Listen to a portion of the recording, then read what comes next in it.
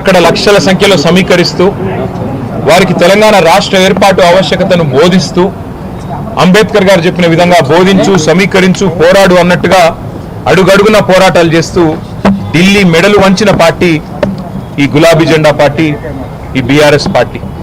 10 ఏళ్ల పాటు ప్రజలు అధికారం ఇస్తే మరి ఒక బాధ్యతగా భావించి రాష్ట్రం సాధించిన పార్టీకే ప్రజలు బాధ్యతనివ్వడాన్ని ఒక గౌరవంగా భావించి రాష్ట్రాన్ని అగ్రభాగాన 10 ఏళ్ల తన పరిపాలనలో నిలబెట్టిన నాయకుడు మహానాయకుడు కేసీఆర్ గారు.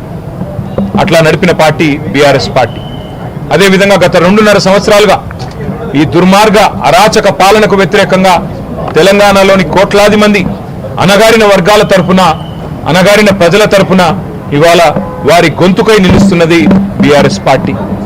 ఆనాడు 14 ఏళ్లు ఉద్యమ పార్టీగా, 10 ఏళ్లు అధికార పార్టీగా, గత 2.5 ఏళ్లు ప్రతిపక్ష పార్టీగా అన్ని పాత్రలు, ప్రజలిచ్చిన ప్రతి పాత్రను సమర్థవంతంగా పోషిస్తూ ఇవాళ భారతదేశ చరిత్రలోనే అతి కొద్ది పార్టీలు, 25 వసంతాలు పూర్తి చేసుకున్న పార్టీలు వేళ్ల మీద లెక్కబెట్టదగ్గ సంఖ్యలో ఉంటాయి.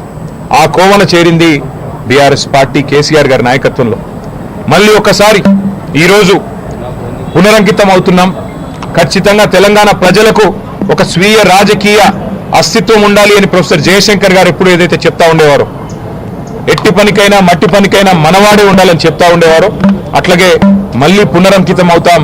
తెలంగాణను కాపాడడానికి, తెలంగాణలోని ఈ అరాచక కాంగ్రెస్ బీజేపీల నుండి తెలంగాణను మళ్ళీ ఒకసారి పట్టాలెక్కించడానికి కేసీఆర్ గారి నాయకత్వంలో అందరం సమిష్టిగా ఐక్యంగా పోరాటం చేస్తాం.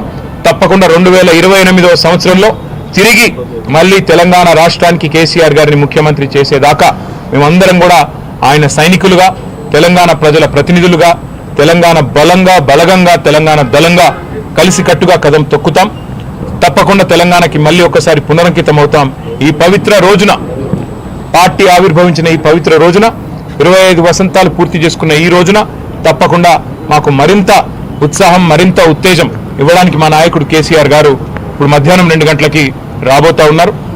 వారి రాక కోసం, వారి దిశానిర్దేశం కోసం తెలంగాణలోని లక్షలాది మంది గులాబీ దండు ఎదురు చూస్తూ ఉన్నారు.